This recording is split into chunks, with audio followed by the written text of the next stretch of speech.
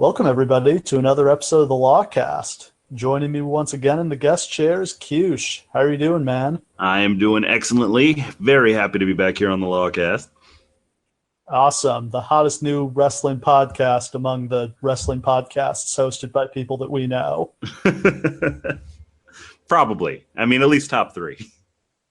Yeah, definitely. So this week in WWE, we saw the Superstar Shakeup, as they referred to it, and that inspired us to look back on the original 2002 WWE Draft, which was the first time the rosters split up. Cewsh, what do you remember from this time period? Well, this was a big deal for me. I mean, as I said on the last podcast, I had started really watching again in late 2000. So, I mean, like, the draft split was a huge deal. And the biggest thing that I remember is, and we'll kind of get to, like, how they treat it, but it's treated like a big, serious deal. Like, I remember, like, for like the weeks leading up to it, it's like literally all anybody wrestling related that I knew was talking about who was going where. They would just like pimp it relentlessly everywhere. And I was going on the website daily at that point. I don't even remember why. I think that's like the only place I went for WWE news because I was a huge mark. But yeah, like they were selling this like it was the end of the wrestling world. Like the whole world is going to start anew on this night. Yeah, it seems like a big deal, and it had a huge effect on the company. I mean, they end up sticking with this for almost 10 years through kind of various iterations and various degrees of seriousness with which they took it. But so, as far as I remember, it seemed like there were rumors about this almost as soon as they bought WCW. We started hearing about some variation of what this would look like. Initially, they wanted, to run WCW like its own promotion, have them get it their own new TV slot, but that didn't work out. They apparently approached, and then the next step was they, considered making either Raw or SmackDown a WCW show, and unsurprisingly, neither TNN or UPN were cool with replacing the WWE show that they had paid for with a WCW show, which doesn't surprise me. Right. Now, I actually saw a rumor when I was doing my research for this podcast, and I don't remember where exactly the source is coming from. I think it was like a podcast or something, but they said that like at least it was originally considered that this draft would take place on the night after the Survivor Series winner take all, and the draft would just be exclusively for Alliance members. So basically, like Raw and SmackDown would split, but each one would kind of, or like, I don't even remember how it was exactly supposed to work, so this is probably not great radio right now. But basically, the idea would be that this was just going to divvy up the WCW people, which is an interesting idea, and not at all the concept of completely splitting them that they have here. But does that sound like something that could have happened to you? Maybe. I don't remember that specifically. I remember hearing in the summer they were teasing a storyline Vince-Linda divorce, and the rumor was that in the divorce they were going to split the company up 50-50, and that each would get one show, and then they would draft people to their show. Right. And that was like the original thing I heard. And it just seemed like the date for this kept getting pushed back and back. For a long time, everybody thought they were going to do it at the January 7th Raw from Madison Square Garden, which is a famous one because that's the one where Triple H came back from his quad injury and got one of the biggest crowd reactions I've ever heard. Oh, yeah. But obviously that didn't end up happening. And so the storyline they set up was after they blew off the invasion, the next night they revealed that Shane and Stephanie had sold their shares of ownership in the WWF to Ric Flair. And I don't want to get down the wormhole of trying to, establish storyline consistency of what happened with people's shares and who owned what percentage of the WWF in the storylines, because it's complicated and very inconsistent throughout the years. But the storyline is that Vince and Flair are 50-50 partners, co-owners of the company, and they immediately come into conflict. They even have a street fight at the Royal Rumble. And then, on the way into WrestleMania, there's a feud between Flair and The Undertaker, where Flair agrees to temporarily relinquish his role as co-owner in order to get his match with The Undertaker. And the ruling that the WWF ownership board makes right before WrestleMania is they say they'll reevaluate the ownership situation after WrestleMania. So they set it up like Vince thinks he's going to get full control back, and instead they come out with the ruling that we're going to split the show in half. We're going to give Raw to Flair. We're going to give SmackDown to McMahon, and they're each going to have draft picks and draft their own roster. What do you think of that setup? As far as ways they could have done this. I kind of actually hate it. I really don't like the way that I don't think that they really should have incorporated Flair into the authority figure position to begin with the way that they did. It would have been way more natural just to kind of keep it being Shane and Stephanie and split the shows like that.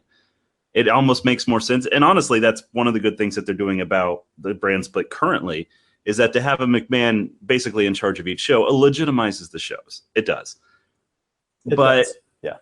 And I'm surprised they were in this storyline where they were portraying it as if the company had a different co-owner, because as ridiculous as it sounds, when they did that storyline where Trump bought Raw in 2008 or 2009, like their stock tanked the next day because people were preying on people were either real or they were just like preying on the idea that people would think it was real and short selling the company. But like they put out a press release, saying, no, this isn't real. It's just a storyline. And then they cut that Trump storyline short. That was supposed to last, I heard, throughout the summer. Oh, yeah. That was supposed to be a longer term thing, and he was going to appear occasionally. And instead, they blew it off the next week because they were worried about their stock price. But here, this is after they've gone public, and there's apparently no concern over portraying it as if Flair has bought part of the company. Yeah, not to get political, but yeah, Trump tanked the ratings for a fake thing that wasn't even really happening just by being associated with it. But anyway, it was very confusing. And I mean, like, Flair and McMahon have already had their fight. And in fact, we're going to get to the NWO in a bit, but like, McMahon has already months earlier injected it with a lethal dose of poison. That's such a great promo, and I was so fired up when they introduced that. But here we are, like 4 months later, that has not happened. And they're still like cordially, to some degree, like picking their different rosters. It's weird. It feels like this feud got so personal, and by this point, it's just so placid. It's very strange. They were very clearly booking things week to week at this point. Yes. And we'll really get into it when we start talking about the storylines. But they were being very reactive. If they had long-term plans, they were not sticking to them. So clearly, and that's going to show itself clearly here on this draft. Yeah. So just to kind of set the stage a little bit more, their roster at this point is gigantic. They have over 100 guys under contract, and not like developmental guys, like guys who have been on national TV, in whether it was in the WWF, in WCW, or ECW. And they have you think about the stars they have. They have Steve Austin, they have The Rock, they have Hulk Hogan, they have The Undertaker, they have Kurt Angle, they have Kane, Chris Jericho, Chris Benoit, Booker T. You can just list and list. You go down to the bottom of the card, and they've got guys like Mr. Perfect and the Big Boss Man and Goldust, who are like glorified jobbers. They've never had this much talent. And so their feeling is, we've got so many guys, we can't feature them all on one roster. And if we split things up and we have Austin and Taker on one side, we have Rock and Hogan on the other, people are going to have to watch both shows. What do you think of that theory? Do you think that works? I think it's an excellent theory. And I think that it was a brilliant solution to a very clear and present problem. They did have way too much talent. They were having a lot of trouble finding room for their up-and-coming stars. Rob Van Dam's a great example of this. During the brand split era, Rob Van Dam would have been like a 5-time champion by the time he had been in the company for 2 years. But when it was so packed in and the invasion angle and everything was going on, he got one pay-per-view main event despite being the most over guy on the show. They didn't have enough room. Plus, the added benefit to this was that they were going to get so much revenue from running all these different house shows. it was a really elegant solution to a problem they were having. Yeah. But that said, they had, I believe in the Attitude Era, basically stuck to one set of house shows. But prior to the Attitude Era, it was not uncommon for them to be running multiple house show tours at the same time. Right. Unless there's a reason to think that the shows are going to draw better if they're branded as Raw or SmackDown house shows, you could just run 2 house show tours and have Rock on one and Austin on the other. Yeah, but I guess think what they really wanted was just making both of their shows must-see TV, making SmackDown really matter. And really, I think the theory is right that the only way to make SmackDown important is if it's got its own guys, and the only place you can see them is by tuning in to watch SmackDown. Well, let me ask you, because we're obviously going to get into this more in detail, but do you think that they achieved that goal at the end of this? Well, no. Well, sort of. I mean, SmackDown was at its strongest 2002 to 2005. It has a really great run with Heyman booking it and heavily featuring Benoit and Guerrero Angle, the SmackDown 6 guys. And for a while, SmackDown was, doing viewership and doing, I believe, bigger viewership because it was on network TV, but also higher ratings than Raw for the only time ever, just because it was a better and more interesting show. But then they fell into the cycle of every time Raw had problems, their solution would be to take all of SmackDown's top stars away. Basically. And we see SmackDown decline pretty significantly in 2004 when we get to the JBL era. Yeah, I don't even know how much credit I can give to the success that SmackDown had to this draft, because a lot of the I think only like 3 members of the SmackDown 6 are actually drafted to SmackDown here. Like that sounds it's about right. Yeah, there's a big shakeup within a few months of this for reasons we'll kind of get into as this goes along. But this draft, none of it really sticks. So let's get into this show and this draft now. So the show airs March 25th, 2002. It's Monday Night Raw from the Bryce Jordan Center at Penn State University in State College, Pennsylvania. Open the show with Linda McMahon making an announcement, just laying out the rules of the draft. Each side gets 10 picks. SmackDown has the first pick because they won a coin toss. And after the first 20 picks, which are televised, there's going to be a lottery for the undrafted wrestlers on WWF.com. She announces that Triple H, Chris Jericho, and Stephanie McMahon are ineligible for the draft because they're all fighting for the undisputed world title in a triple threat match on this night, and the champion is going to appear on both shows. So the 3 of them are ineligible, and Steve Austin is also ineligible because of a mysterious contract clause, which no one elaborates on during the course of this. So the real story here is this was Austin's first walkout. He left after WrestleMania and went home, didn't show up to TV. We're a week past WrestleMania and he's still not back. They don't know if he's coming back.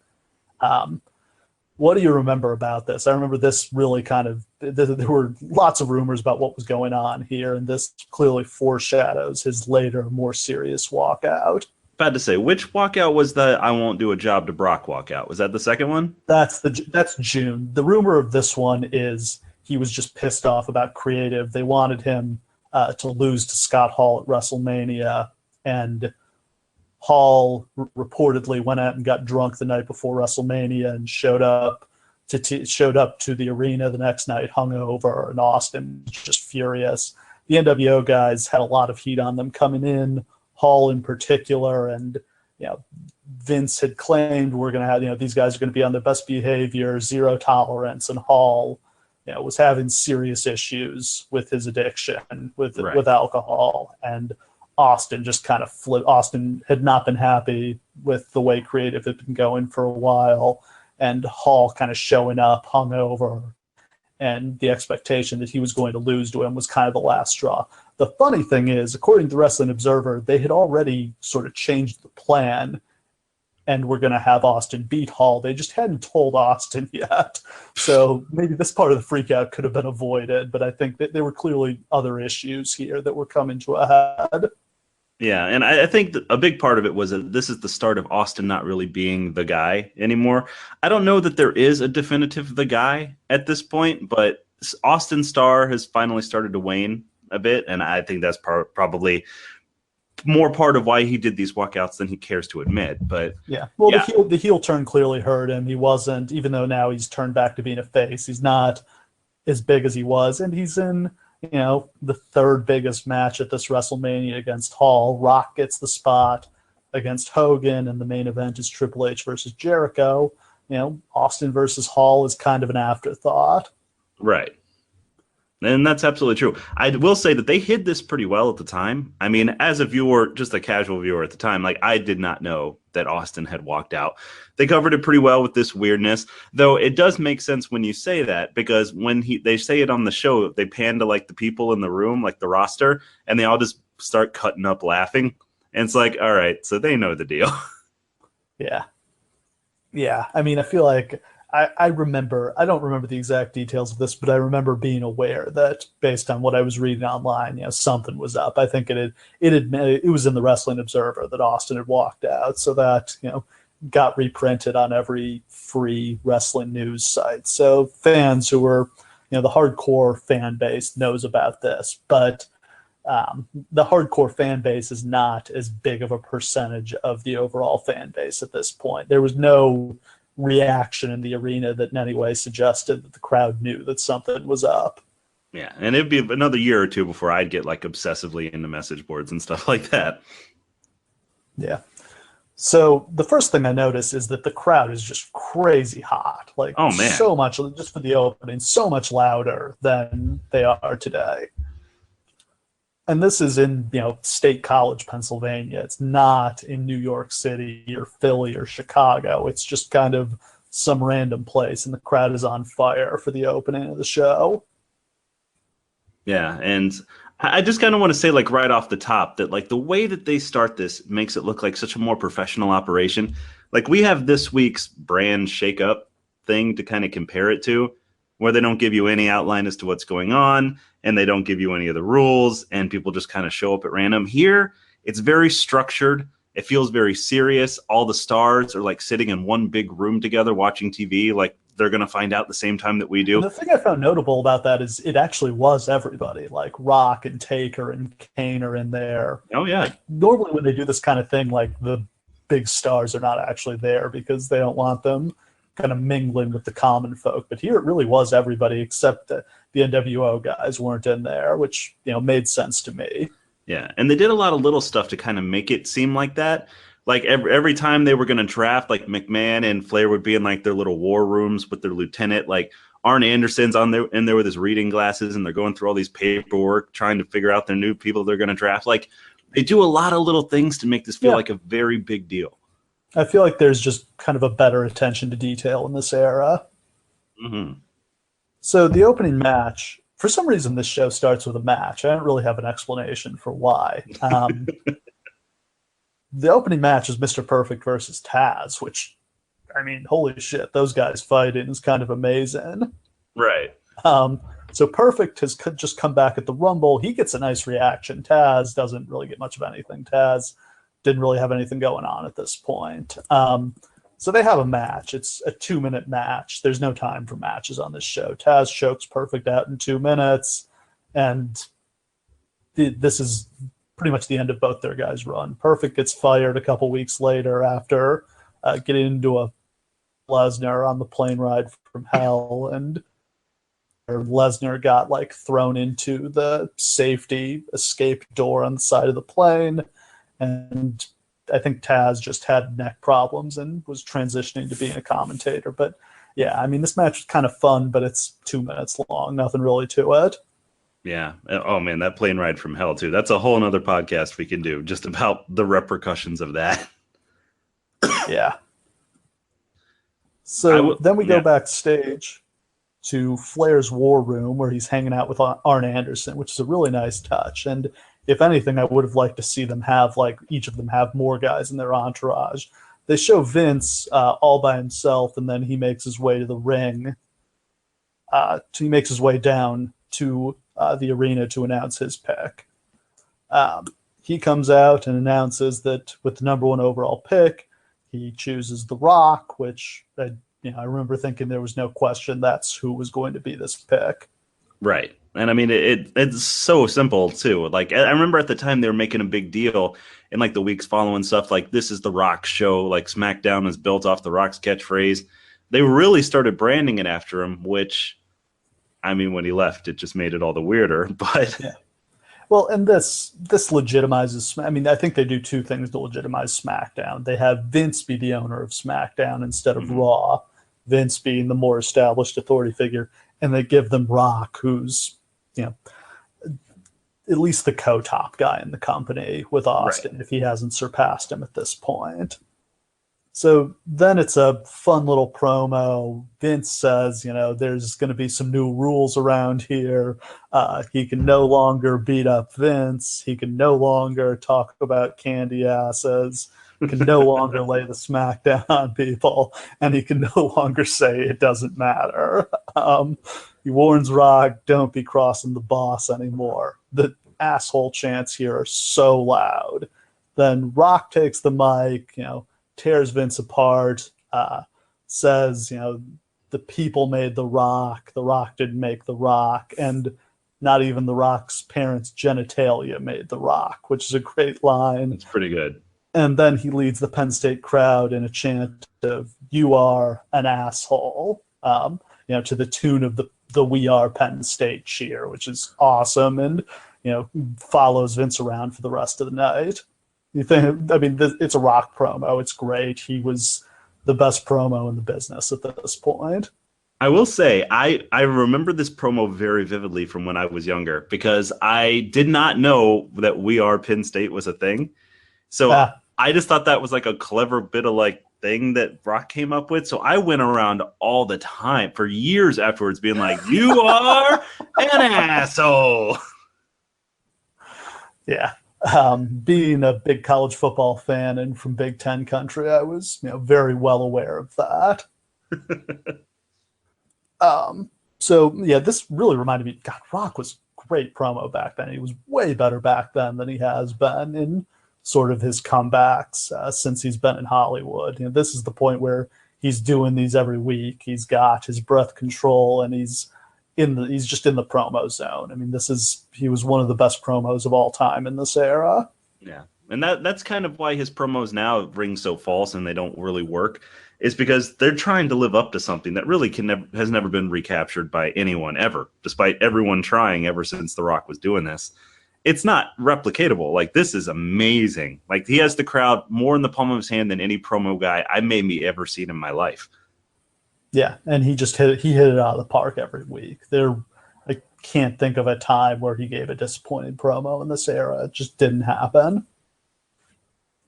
So next up, we got Flair coming out looking every bit as dapper as you would expect him to. He gets straight down to business and he picks The Undertaker, which is, in kayfabe, a big surprise. Undertaker and Flair have, of course, been feuding. They had a brutal street fight at WrestleMania. So Flair goes against the grain and selects his arch nemesis. Taker's, really pissed off about this. He doesn't want to go work for Flair. So 2 things to note. One is, I forgot to mention, they put up every time somebody gets drafted, they put up a graphic, showing highlights of them and also highlighting their career accomplishments, which I love. Gives more legitimacy to this, makes it feel like the real NFL draft. And the second thing is that, look, in the broader sense of this pick, like, this Taker pick is a really bad one. He's on Raw for like 2-3 months before he jumps to SmackDown, and then he's on SmackDown forever after that. Yeah, and I think, I know that they didn't intend it to be this way, but throughout the course of the months, because of the week-to-week booking, Flair starts to get a kind of a reputation for being a really incompetent owner. Like, he doesn't know what the hell he's doing, and he keeps the thing where he drops his ownership in order to fight the Undertaker, and the thing where he's trying to goad McMahon into a match. And even here, when you look at the people that he drafts, like, to paint Ric Flair as like, man, this guy sucks at his job. Yeah. Well, I think they're also he drafts a lot of heels, which I think is at this point they were already planning to make him a heel because he was going to be the new. They were going to redo McMahon Austin with Flair. Idea being that Flair can actually get in the ring and have a real match. We don't get to the Austin Flair match because Austin ends up walking out of the company, but that was clearly the top feud on Raw that they had planned. Right. So next thing, we go back to McMahon's office. Kurt Angle comes in and complains to Vince about the fact that Vince didn't draft him first. Taker storms in and complains that Flair picked him, and we go to commercial. So when we come back, it's a match. We got Edge and DDP against Booker T and Christian. So just recapping, this is two feuds paired off against each other. Edge and Booker T had, of course, had the infamous shampoo commercial feud for WrestleMania 18. Edge got the Japanese shampoo commercial that Booker wanted, and that really set him on the way to a death feud. And DDP was doing the motivational speaker gimmick at this point, and he helped Christian overcome his anger issues. And then Christian turned on him, and they had a match for the European title at WrestleMania, which DDP won, and then Christian cost him the European title in a match against William Regal on the SmackDown before this. So another podcast, and the European title still doesn't matter and is being changed all the time for no reason. Oh, yeah, absolutely. This may be the first time that Christian and Booker T are really interacting. And over the next 3 years, I think they are in a match together in some way, shape, or form, probably 800,000 times. Yeah, they have a never-ending feud, like a best of 50 series at some point between them. And we're still waiting on the best.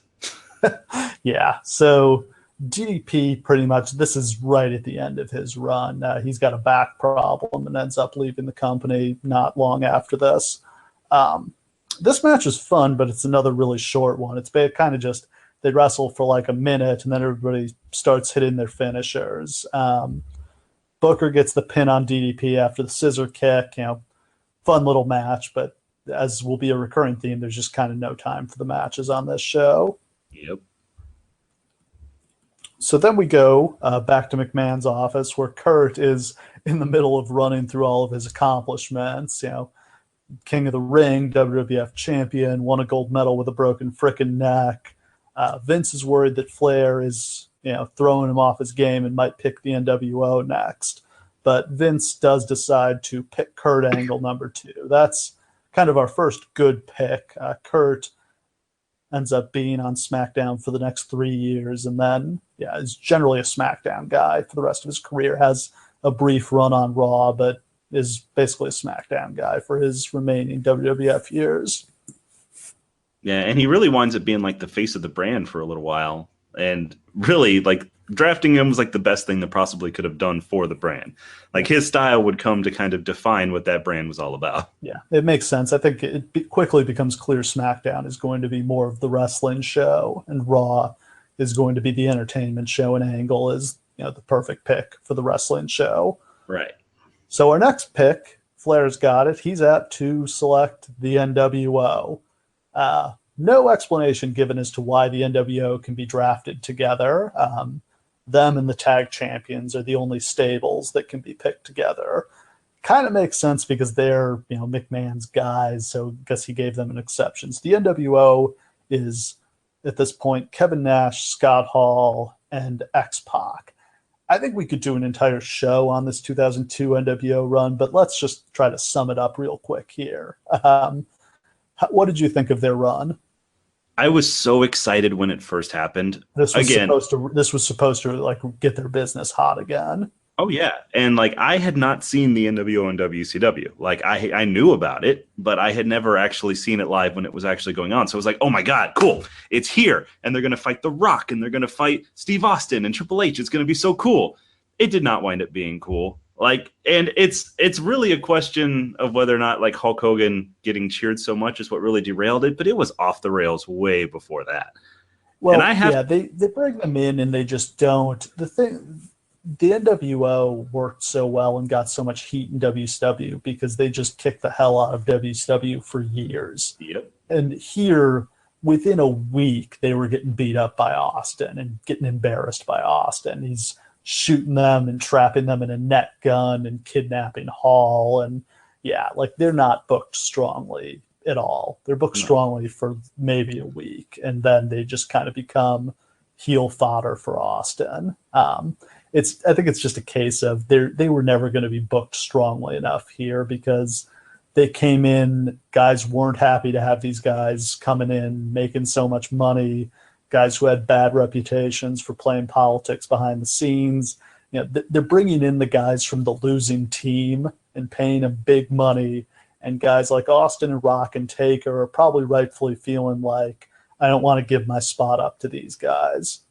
Yeah. Now, what I have to assume here is that they keep them together as a stable because I think at this point Nash and Pac are with Hall to keep Yeah. him under control. I mean, Pac isn't doing well either. Pac ends up getting fired within a Right. month or two. So, yeah, I mean, it's off the rails. Nash is hurt. Hall and Pac are both struggling with their addictions. They try to keep this going for like another month. They add more people, like Big Show joins, Booker T joins for some reason. Shawn Michaels Eventually, joins.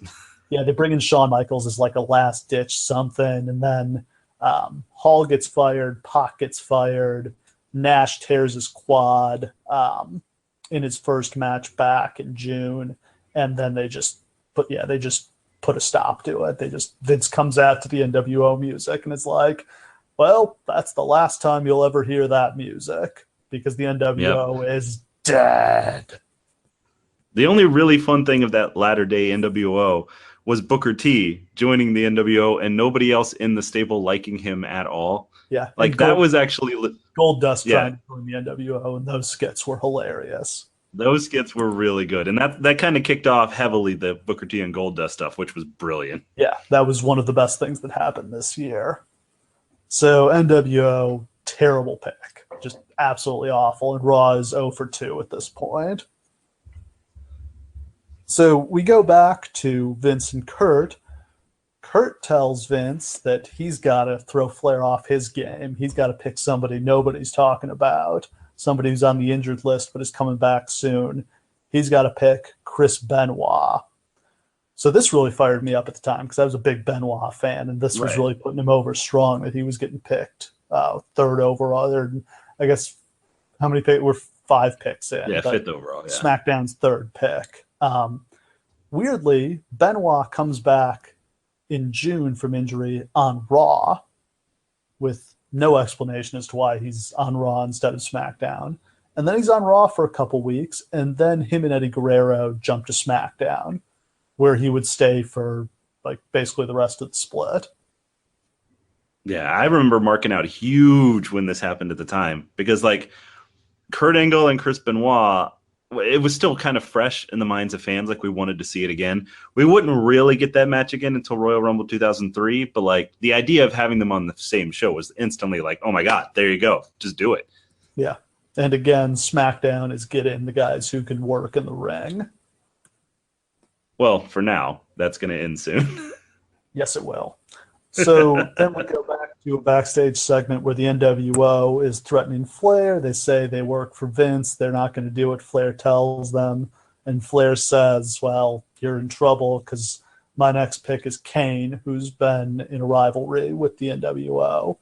So Kane, I feel like Kane was more of a Raw guy during the course of the split, although he changed a few times. But that's not a bad pick. And they were looking to give Kane a big push and really kind of reignite him at this point. Yeah, and I think 03 is when the mask comes off, and the shows are built heavily around him from that point on for a while. Yeah, he has like a 6-month run where he's absolutely one of the top guys on the show. So yeah, not a terrible pick. You know, Raw's first pick I would give a passing grade to. Though it must be said that like all of these picks are them like trying to like respond to the other guy or screw over the NWO or like Kurt Angle talking Vince into picking him. Like this is a horrible way to plan your company.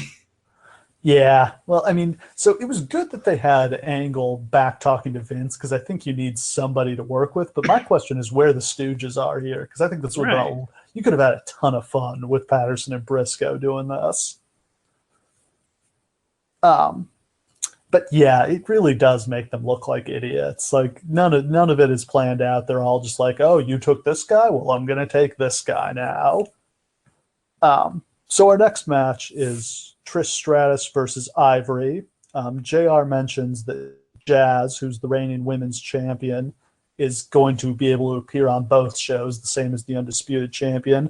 And Lawler responds by comparing Jazz to a gargoyle, which is classy as always from King. My God. This is a fun little 2-minute match. Trish wins with the Stratusfaction. Not much to say about this. No, it's probably like the second best match on the show, which is pretty good for the time. This is when Trish is starting to get really good. Yeah. And Ivory was always really good. Right.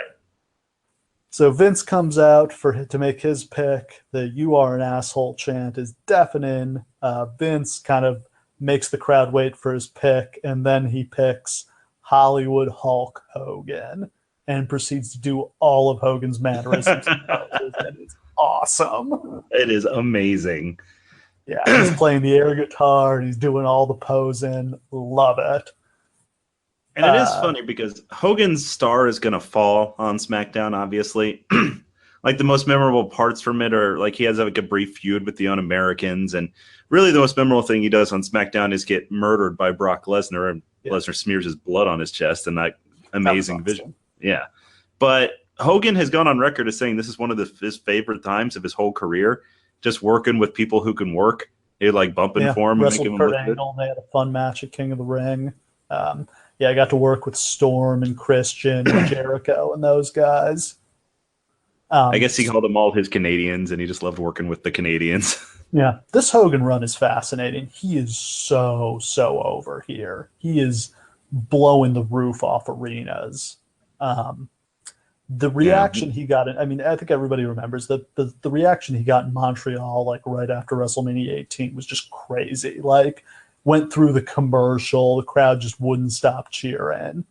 I've literally never seen anything like it in wrestling. Like, for some reason, it's one of those things that we don't talk about that often. But literally, for 3 months, Hulk Hogan is the most over person in the history of the business.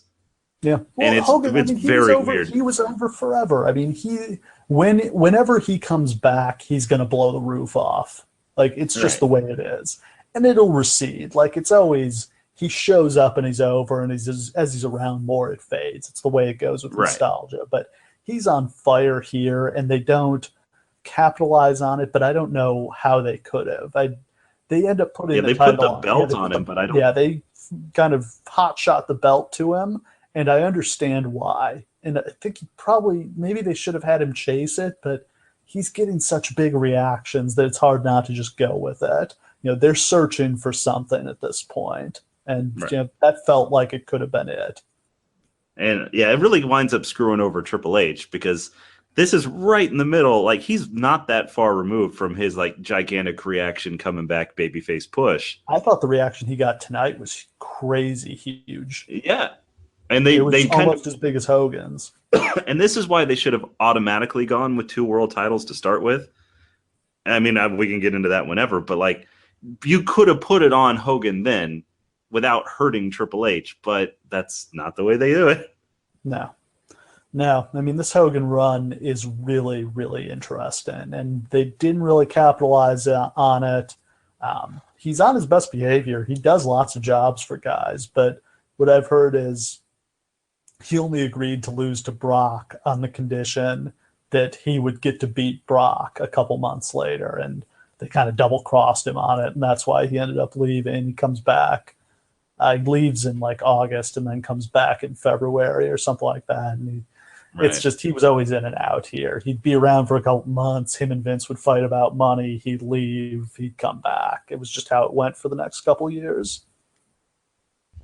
So we come back from commercial. It's Flair's pick.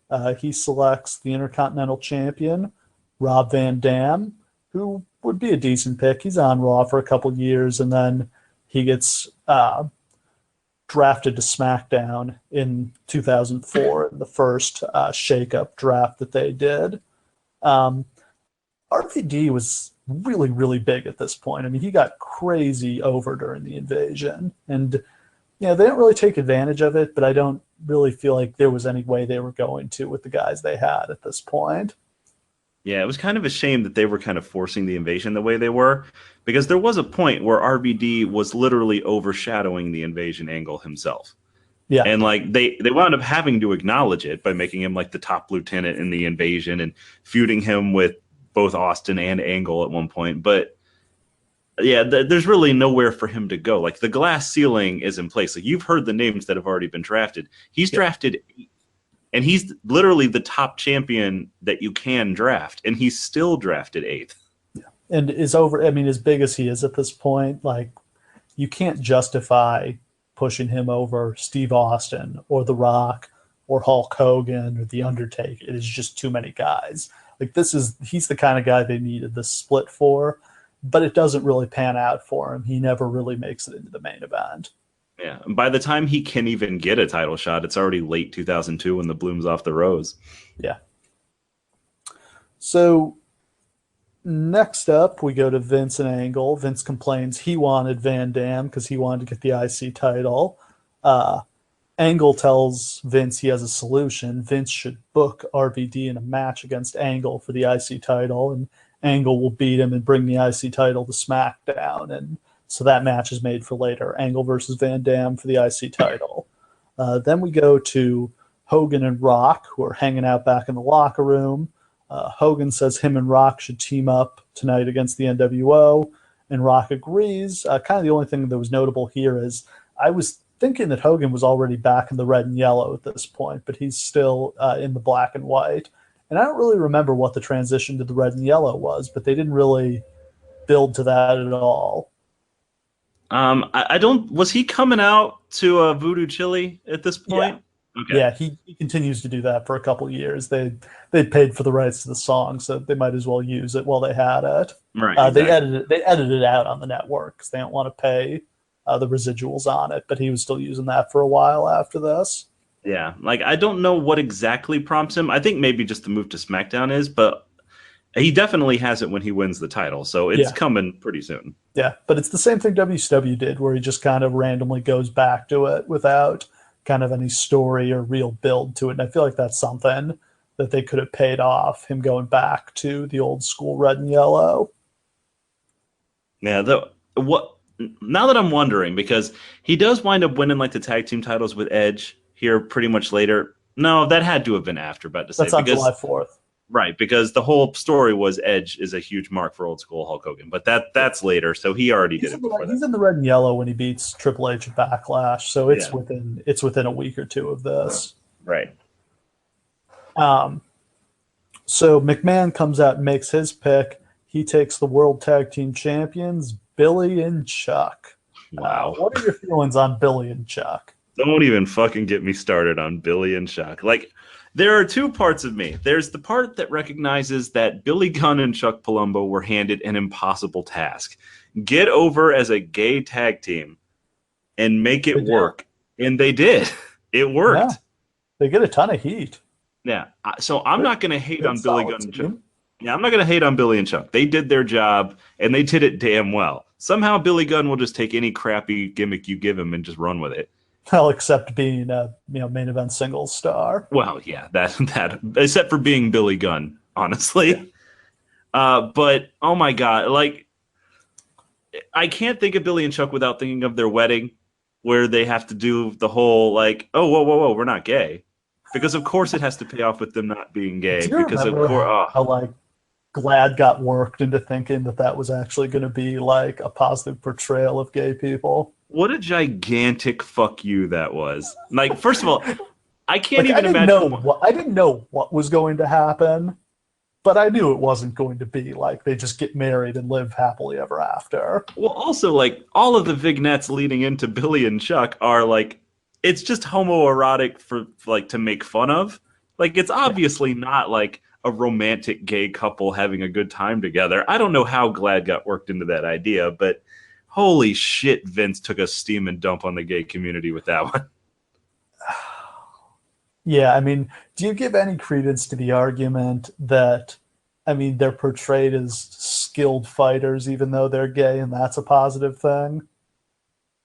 I would, and this is actually kind of the same as the Eugene argument, right? Like, Yeah. yeah, he's mentally disabled, but he's a great wrestler. Like, isn't this a positive portrayal? And the reason it's not is because Jerry Lawler's on commentary talking about how weird the two queers are the whole time. Yeah. Yeah. You know, it's just the way it goes with wrestling. I think we're still kind of waiting for the first positive portrayal of pretty much any minority group. Yeah. The most positive portrayal of a gay wrestler that they've ever done is Darren Young by not bothering to mention it during his pushes. Yeah, that's probably been the best thing for him. So the next thing, just as the bumper before the commercial, we see the NWO walking towards the ring, and the thing that stood out to me is just like how sad and broken down they all looked. Like, Yeah.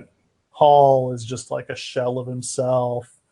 Nash just looks like sullen. He's got, I guess what they call this the boo-boo face when they're telegraphing what's about to happen. And yeah, Pac's not looking good either. Like, it's just clear that it's not going good for these guys at this point. So next we've got it's the 10 o'clock hour, and we've got our handicap match. Hogan and Rock against all three members of the NWO. Hogan's out first to, again, just an insane reaction, you know, biggest of anybody in the company at this point. And then the match is just kind of straightforward. Hogan gets worked over, and they build to a hot tag to Rock. Rock cleans house. He hits the rock bottom on Nash, tags in Hogan for the leg drop. X-Pac breaks up the pin. All three NWO guys beat on Hogan and Rock, and then Kane comes out to make the save. Kane cleans house, poses with Hogan and Rock. It's, you know, a serviceable 5-minute match that got really big reactions from the crowd. Yeah, I think the only really noticeable thing from even like this kind of half-ass feud that they do, is it tonight or is it like the following week that Kane does his Hulkamania promo? It must be on SmackDown because the three of those guys wouldn't be together after that because they're split up on different shows. Right. Though that promo is great, and I've watched it on YouTube about 500,000 times, where Kane just comes in full Kane regalia and does Hulk Hogan's entire promo for him. Yeah, which is, I don't feel like Kane had ever done anything like comedic before that. Yeah, nothing to that extent, at least. No, like that was the start of people being like, wow, Kane's actually charismatic. So next now we get the barrage of picks. Vince goes into Flair's room to talk some shit to him. Flair picks Booker T. Vince picks Edge. Flair takes Big Show. Vince takes Rikishi. So Rikishi. Pick by pick. Booker T's on Raw for a couple years. He does pretty well for himself, kind of gets up into the main event for long enough for Triple H to be racist to him on the way into WrestleMania 19. Yep. Edge is on SmackDown for a couple years and then goes to Raw, and Raw is kind of where he becomes a main event star, but Edge is really a SmackDown guy. He goes back to SmackDown and kind of becomes really the top star on that show in the late 2000s. Big Show gets traded from Raw to SmackDown in the summer because they try to make him a serious angry giant again, and he won't stop beating people up. So he gets traded to SmackDown and becomes the first guy to beat Brock Lesnar and wins the title from him at Survivor Series in November. And just he jumped back and forth between the shows every year, it seemed. Unsurprisingly, that Big Show would keep getting shifted around by creative. And as far as Rikishi, he didn't do it. He wins the tag titles with Scotty 2 Hotty at some point, but doesn't really do much about it. It is amazing how much Rikishi might be the worst pick so far. Yeah, it's amazing how much he's Yeah, fallen off though, because what, like a year and a half before, he's like one of the top 5 most over people in the company, and yeah. then you get And then they make him the guy who ran over Austin. I can't think of like one moment that more killed a career than that moment killed Rikishi's. Just remember when they announced him, like, oh, this is a swerve. There's no way it's actually him. And he's Right. like, no, I did it. And I'm like, really? Oh, that's not how he said it. He Huh. said, "I did it for The Rock. I Yeah, did it." that's one of those. It just that promo that angle died a death in front of that crowd as he was cutting that promo. Holy Like shit. you can just imagine Vince at Gorilla with his with his hands in his face. And then Steve Austin at the next pay-per-view literally beats him to death, basically. Yeah, like just like all it was missing was the shovels. He might have hit him with a shovel at some point during that, I actually, think so. He may have. symbolically. All right, this next pick's the big one, though. Like, this is the one people still talk about. Yeah. So first we get a quick match: Jeff Hardy versus Billy Gunn. Jeff wins with a roll up in 2 minutes. Nothing to say about that. Then we go backstage, and Flair says he wants the Dudleys. He picks Bubba Dudley, but Vince, to spite him, picks Devon Dudley. Neither of them really accomplished a whole lot in their singles run. They had Bubba do a little bit of stuff in the hardcore division, and I don't remember what happened after that, but Devon got repackaged as Reverend Devon, a corrupt preacher, which is only notable because his sidekick was Deacon Dave Batista, the debut of Batista on the main roster. But by the end of the year, they've both been put back together as a tag team. Now, there was an effort to make Bubba Ray a single star. There was. Yeah. They matched him up with Triple H for a little bit when Triple H went heel again. I think that may have been next year, like in 2003, where they were desperately searching out a new top babyface. But he winds up getting hurt. It would have had to be in the fall, I think, because by 2003, he's back teaming with Devon. Right. So, yeah, it would have been in the fall of this year, but then he gets hurt and it all kind of unravels. But they had plans for Bubba. I don't think that Devon was ever meant to really go anywhere, but I think they always wanted Bubba to be a single star. And as we saw in TNA, he's capable of that. Right. So it's just kind of those like what may have happened things where he just got hurt and it all unraveled. Yeah, definitely. I mean, so let's just talk about how they butcher the tag division in this draft. They split up all of the tag teams. Like Just on purpose. They literally ruined tag team wrestling in America for 10 years. Yeah, they split up the Hardys, they split up the Dudleys, they split up the APA. And Edge and Christian have already split by this point. So, yeah, they willingly kill off the tag division here. They revive it on SmackDown though. They just they make up a bunch of teams and it ends up being awesome for a couple months. But yeah, no long-term foundation for either show.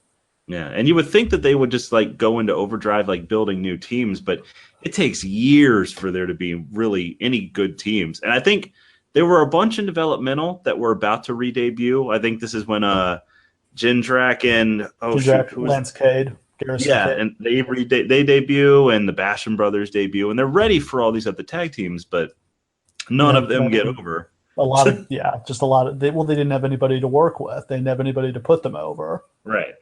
Like they would just debut a new team and they'd win the tag titles because there were no other tag teams to fight. Yep.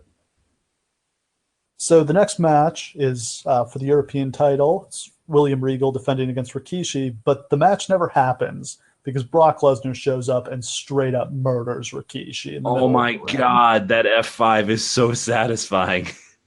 Yeah, so Brock debuted the week before this in one of the best debuts ever. Just showed up in the middle of a hardcore match and destroyed like 5 people. They pair him with Paul Heyman. It's absolutely perfect. And I loved watching this at the time because this was the first time since I had been watching that they had debuted somebody as a monster and just kind of pulled it off perfectly. Yeah, I would say that the first year of Brock Lesnar is maybe the best booked monster heel I've ever seen. Like, it wasn't just that he was intimidating, because he was, But I had never seen anybody move like that. I had never seen anybody be that fast and that strong. And they put it over so well. Like, he's taking like headshots with chairs and he's just blinking and then murdering people. He's throwing people around. Like, it's probably unsafe, to be perfectly honest with you. But like, he's doing stuff that even Goldberg wasn't doing. Yeah. Like, he's obliterating people. He's just a naturally better wrestler than Goldberg. He just picked up wrestling ridiculous. He's a great athlete. He picked up pro wrestling incredibly fast. Yeah. He literally here picks up Rikishi and F5s him like I would F5 a cat. Like, it's unbelievably simple. Like, he's just a freak. And there's like nobody who's ever been in the business like him. Yeah. And like within about a month, they know they're going all the way with this guy. And he's the world champion by SummerSlam. And the crowd cheers him against The Rock, is how big he gets that fast. And then what? A year and a half later after that, he's gone. Yeah. I mean, this was the franchise player. They were building the team around him, and he completely screwed them over. Yep, they sure did. But oh my God, and this time, I can't even explain to you if you weren't there watching at the time. Like, he was the most exciting thing that happened for years and years and years and years and years. Like, I would watch whole shows just to see if he was going to come in and murder somebody, because it was just that satisfying. So a lot of times when people claim that they knew somebody was going to be a star as soon as they saw them, they're full of shit. Like, when people say that about like Steve Austin or even The Rock, I don't really believe them. But like, everybody who saw Brock Lesnar instantly knew that guy's going to be a star. Oh yeah, I got like 40 texts like by the time he was done squashing Spike Dudley in that hardcore match. Like, who the fuck is this guy? Like, it was all she wrote. Like, he was a star in that moment. I'm going to go with an internet wrestling rumor deep cut here. Do you remember the rumors from the time that he was going to be the third Undertaker Kane brother? Oh my God, I do remember. I have not thought about that rumor in 20 fucking years. Holy crap. I do remember that, though. I do remember that they were going to do that. I think I remember there was a rumor about a mask. It would not have worked. I think it would have put him over for like a month, and then it would have just been stupid.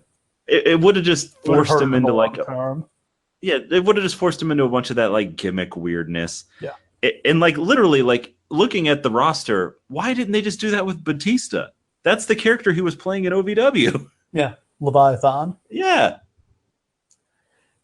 Yeah, it would have been like what they would have probably just forgotten about it after a couple months, and he would have just gone back to being regular Brock Lesnar, would have been my guess. But yeah, it was another thing that like I thought about for the first time in years when I was getting ready for this. How hilarious would it have been for them to have squandered him in that way, though? Oh my God! To see been like well within their character at this time period, because they squandered a lot of things in this era. It would have been within their character to make Devon the third Undertaker brother. I mean, come on. So Vince says he wants someone who has just as much potential as Lesnar, so he selects Mark Henry. Mark Henry does have lots of potential. It just took him like 10 years after this to really show it. Yeah, don't let it color you like what actually winds up happening with Mark Henry, where a couple years down the road he finally gets it, and then for a couple years. Joke. Yeah, at this point he is a goddamn laughing stock.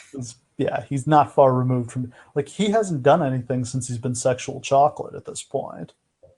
Yeah, like he's literally like a worthless lump, and he still will be for like 2 more years. Yeah, so he's on SmackDown briefly, and then he gets hurt, and they send him to OVW for a long time. When he comes back, he's on Raw, but he gets his mojo on SmackDown. Like, he'll be a guy who's remembered as a SmackDown guy. Yeah. But yeah, I mean, just awful pick. And then they do more picks. Flair picks William Regal and gets the European title. So we have both the Intercontinental title and European titles on SmackDown, or on Raw, not SmackDown. Vince realizes he needs some titles, so he picks Maven to get the Hardcore Championship. Except it doesn't work out because Maven loses the Hardcore title to Raven on SmackDown, and Raven is drafted to Raw in the lottery. So Raw has all of the mid-card titles. Yeah, so basically SmackDown just has what, the tag titles? Yeah, SmackDown has the tag titles for a little while, and then the tag champions jump from SmackDown to Raw in the summer when the Un-Americans have the belts. Right. So they end up on SmackDown creating the U.S. title and the WWE tag team titles and the Cruiserweight title. So they were probably at this point already planning on bringing, well, I guess the Cruiserweight title already exists, but it ends up on SmackDown. And they wind up making it a thing. Now, I will say, too, like, when I was a kid watching this, I wasn't a kid, but I understand that they wanted all the champions. Fucking Maven got drafted on television. Like, of all the people who you could have drafted, Maven makes the top 20. And the hardcore title was worthless by this point. Yeah, and this is not, like, just drop-kick the Undertaker over the top rope Maven. No. This is already super worthless Maven. Yeah. I remember thinking he was going to be a star just because I was really into Tough Enough. Do you remember that, like, 3-month period? And I want to say it was, like, 2005 when he turned heel and was really good on the mic for, like, 3 months, and then it all went to hell? Nope, no memory of that. Okay. I'll believe you, though. It was like a brief shining moment of maybe, and then no. Yeah. So, we finished the draft here. We're back to Flair for his final pick, and he takes Lita. And Vince makes fun of him and says the only reason he's drafted Lita is because he wants to sleep with her. Sounds right. Yeah, actually. So just to kind of reflect on how this went, clearly SmackDown got the better roster. Like SmackDown got all the really good in-ring workers. Raw gets The Undertaker, but not much else. Yeah, if you take RVD and Lesnar off of their roster, you got a bunch of people that no one gives a shit about. Yeah. And then in the let me see, there's a couple notable picks in the lottery. So notable lottery picks. Jericho, who would have been drafted, except he wasn't eligible because he's in the title match, goes to SmackDown for some reason. I remember being shocked that he ended up on SmackDown and not Raw, because Raw desperately needed him. Yeah, and I don't think he stays on SmackDown very long. No, he jumps to Raw in the summer. They if you're sensing a theme here, basically they completely reshuffle the rosters in the summer. So Matt Hardy gets drafted to SmackDown and Jeff Hardy to Raw. So they split up the Hardy Boys. Christian goes to SmackDown. He's not on there for long. He ends up jumping back to Raw in the summer. Bradshaw goes to Raw and Farouk to SmackDown. Bradshaw, they actually try to give a singles push to that doesn't work out, and they end up bringing back the APA not that long after this. And Tajiri, the Cruiserweight champion, gets picked by SmackDown. So, yeah, all in all, SmackDown just dominates Raw. Like, no question. Like, coming out of this, I don't think there was any question that Austin was going to sign with Raw, because otherwise there was going to be no reason to watch Raw. Yeah. I mean, though, if you go through, like, the lottery picks, too, it's such a waste. Like, at least half of the lottery picks are people who aren't even there 6 months later. The big boss man gets drafted. No, they drafted essentially everybody. But, yeah, they had a very roster with a lot of fat that they would end up cutting. And, I mean, the other thing they did is they ended up calling up a bunch of people after this. Like, right. Within a few months, they call up John Cena, they call up Batista, they call up Randy Orton, and they put all of them on SmackDown. Does Raw get anybody? Christopher Nowitzki? No, that already happened. No, I don't think so. Yeah. Raw has Lesnar. Well, they get Jindrak and Cade. When that doesn't happen for a while, though. Yeah, because they wind up. I remember they were in a title 2004. feud. Oh no, it had to have been before that because I think in 2004 Jindrak and Luther Reigns are a team with Angle. Right. Yeah, I think that's 2003. But yeah, there's not. I mean, what Raw ends up getting is Raw ends up rating SmackDown. Like Raw gets. Who does Raw get? Raw gets Jericho, Regal, Christian, Test, the other Un-American. Raw gets Edge. No, Raw doesn't get Edge yet. I can't remember who else Raw gets. Yeah, a bunch of people. Like it's crazy. Raw gets Triple H. Raw gets Shawn Michaels. There's this summer was crazy. This summer was fun because they kind of recreated the Monday Night Wars because they had guys jump in back and forth every week. Yeah. But they burn it out so fast that like it gets to the point where they've shifted everybody, and I think they by that point it kind of made this whole split meaningless. Very much agree. And yeah, like ultimately when you look at the rosters that they put together, I'm not really all that inspired by either one. Like how they had so much talent that they had to do a brand split and somehow wound up with two rosters that really weren't that great. It's just mind-numbing to me. Well, and the reason they do this split is because they have so many big stars. But the thing is, their big stars are all gone within a few months. Like Rock is gone making movies, Austin quits, Hogan quits. And suddenly they don't have anywhere near the star, but they've lost the three biggest stars in wrestling history. So they're down to, they have Triple H and they get Shawn Michaels back, but Triple H, Shawn Michaels, Kurt Angle, Undertaker is not nearly as impressive a group of top guys as they had when they devised this idea. Right. Okay, so we're down to our last couple matches here. So we've got Angle, Kurt Angle versus Rob Van Dam for the Intercontinental title. This is a fun, quick match. Angle ends up getting disqualified because he pulls the referee in front of Van Dam when RVD goes for his off the top rope back kick thingy that he does. So the match ends in a disqualification. Van Dam keeps the title. It's a 2-3 minute match. And then Edge shows up and spears Kurt Angle to further their feud. The thing that surprised me here is the "You suck" chant had already started. That must have started, Edge must have started that like the week before this. Yeah, I think it started right around that point, yeah.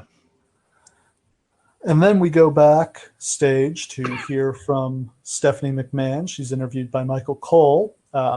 She is in a triple threat match for the undisputed title against Triple H and Chris Jericho. And she says she's going to win and be the first female world champion. But the stipulation is that if she gets pinned by Triple H, she has to leave the WWF forever. Or 2 months. Or 2 months. If that. So anyway, main event time. Like I said, it's Triple H versus Jericho versus Stephanie. This was originally announced as a handicap match. And then Stephanie asked Vince to change it to a triple threat match for a very smart reason that pays off here quickly. The way this match goes is that Stephanie lays down for Jericho because if Jericho pins her, he wins the title and she doesn't have to leave the company, which is ingenious. It's exactly the way this should work. Sorry, yeah. And I think that not only is it a genius idea, and that's a kind of common sense booking that you would think that most matches would actually get more of, but Stephanie McMahon is so goddamn amazing here. She is a heel times infinity times 1,000. Like I could not be more thrilled with her throughout this entire match, to the point where Jericho gets lost. She's so much more over than Jericho. Oh my God. And that was the story of this feud, was that Jericho was completely over. The real feud was Triple H versus Stephanie, and Jericho was just a pawn in it. But I have to say this, and I know that this is something that people aren't going to like hearing, but it's not just that he was booked badly. It's not just that Stephanie overshadows him. It's not just that the feud was bad. Jericho's not ready for this. Jericho doesn't project a star as a heel right now. Like the things that he's doing, it's just not working.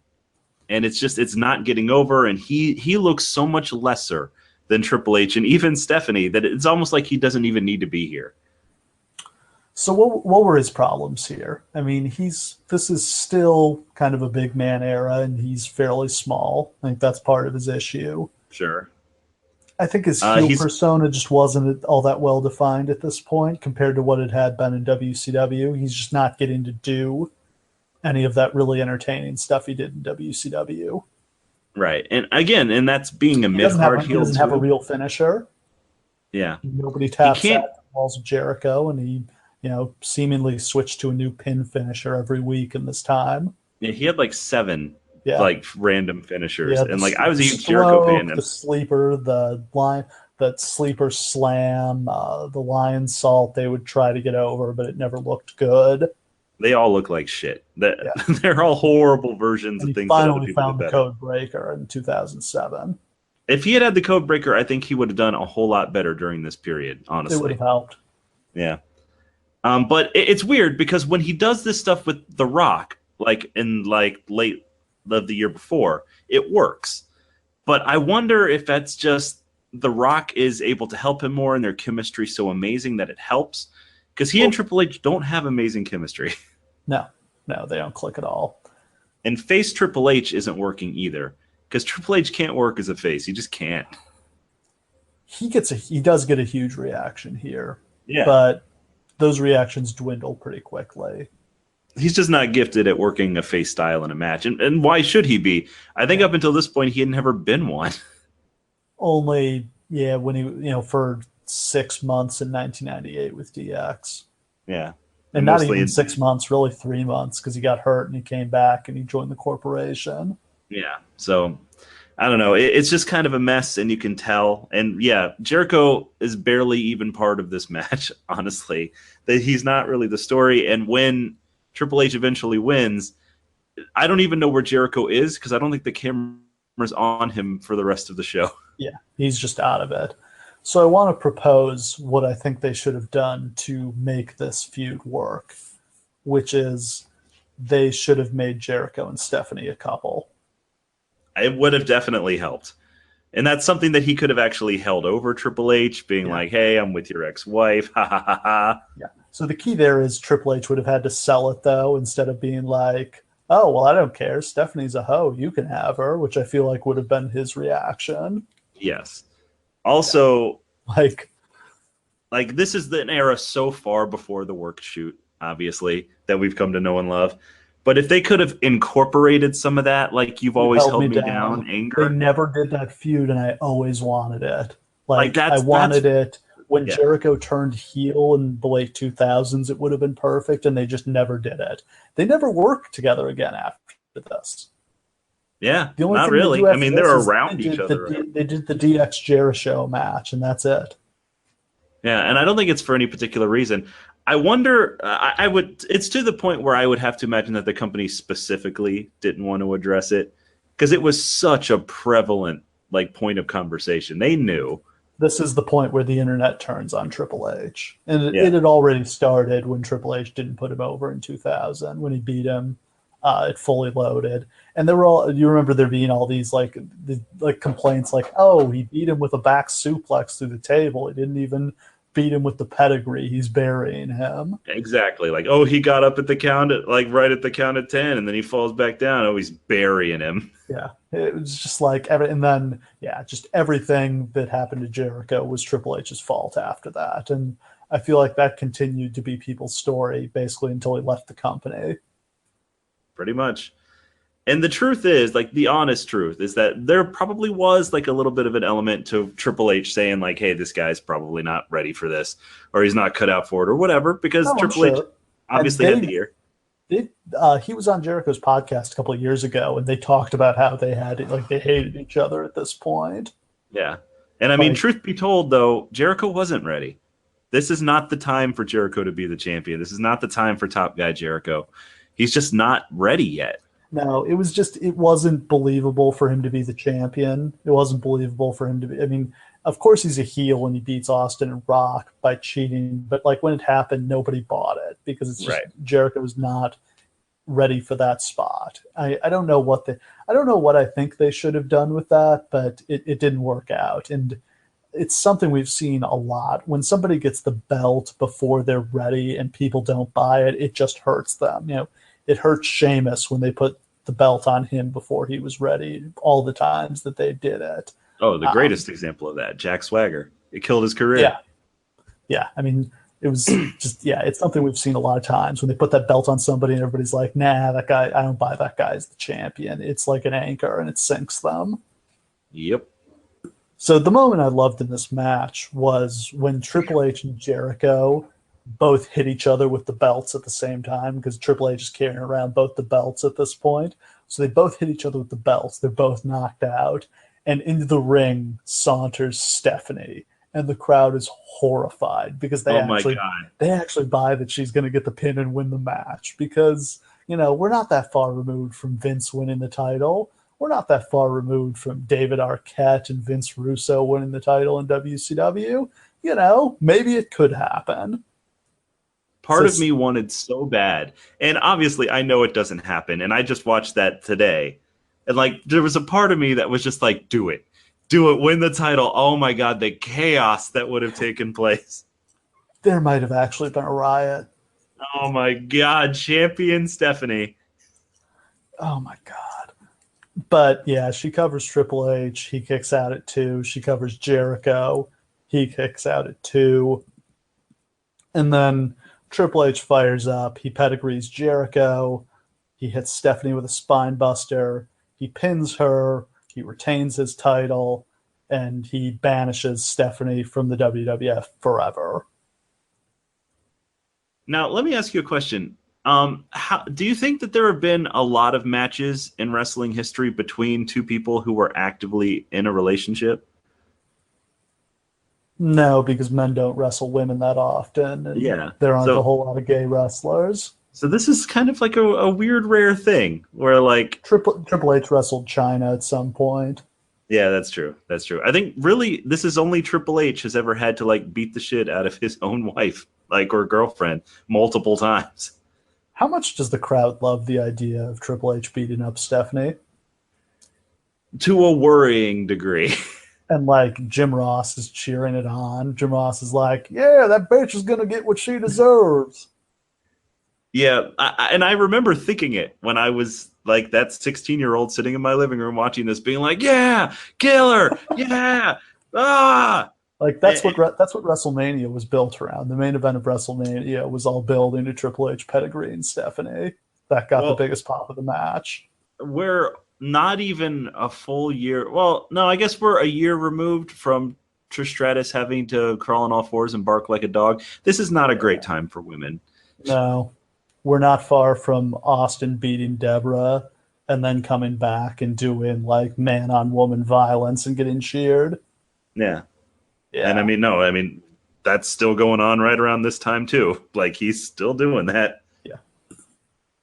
Yeah. So Stephanie I love Stephanie comes to and realizes she's gone, and she plays the hell out of it. Yeah. Oh my God. She's literally holding onto the ring post as they try to drag her away while the crowd sings "Na na na na, hey hey, goodbye." Like, it's perfect. Love it. This was great. I enjoyed this so much more than I thought I would. Yeah. Honestly, like, I'm going to say it right now. I think Stephanie McMahon deserves to go down into some sort of wrestling Hall of Fame as one of the great heels in wrestling history. And, like, if you don't believe it, go back and watch, because there are few people who have ever had heat like Stephanie McMahon had heat and still has heat. I think she's a great heel performer. I take issue with the way she's used, although my complaint is always that they don't have her manage anybody to transfer her heat, but they tried to do that here and it didn't work. So maybe I'm just wrong about that. I mean, obviously the most successful thing is when she wrestled Nikki Bella or Brie Bella. I can't remember which one. That was a fun storyline, although they didn't pay it off with anything. Right. Yeah. So on the whole, what did you think of this show, and what did you think of the way they put together the roster split? It's funny because I like the decisions that they make about how to construct the roster so much more now. The rosters now feel more balanced. They feel better. They feel like more interesting. They're ready, baked in feuds that people understand and get right to. But the way they presented it then is night and day better. So it's like the decisions behind the scenes are so crappy, but the small details are so on point. It's literally the opposite. Who would have thought that in this era the rosters would be imbalanced because they would give too much to SmackDown? I know. Like, you would never think it. But it's the way it was, but it only lasts a couple months before Raw starts raiding SmackDown. Yeah, and then eventually you'll get to like 2005 era where it's just a ghost town over there.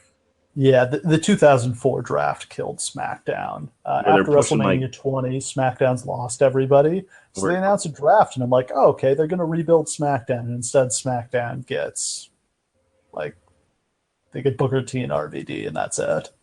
we're talking about like Gregory Helms in 4 segments a night. Like, Yeah. Yeah, JBL's Wow. the world champion for a year, yeah. which I don't hate as much now as I did at the time, but it was still not ideal. It was like modern day TNA as far as star power. Like, it's just a bunch of fucking nothing and 3 people you know on top. So, any final thoughts on this? Not too much. I did just really quick want to go down. It's so funny. I think people are so spoiled by the women's division that we have today that a lot of people don't look back and think about it. They specifically make a point on the show of saying that Jazz is going to be the women's champion of both brands, which means that there are 2 distinct women's divisions that she is competing with. Let me tell you who those women's divisions are. On Raw, you have Lita, Trish, Molly Holly, Jacqueline. That's all fine. Terry Runnels and Jackie Gator in there. I don't think Terry Runnels ever even had a match. Jackie Gator will obviously go on to have the worst match in the history of professional wrestling, but that's another story. But on SmackDown, they see fit to put Ivory, Tori Wilson, Stacy Keibler, and no one else. That's a women's division. Ivory, Tori, Stacy, the end. Yeah, not ideal. Not ideal. Yeah, we've got it much better today. All right. So that pretty much does it for our coverage of the 2002 WWE Draft. I'd say pretty fascinating time in history, and the chaos of the next few months would really be something special, but we'll have to cover all that another time. Next week, we're going back a little bit further in time. In honor of the career of The Undertaker ending, we're going to look back at the beginning of his career.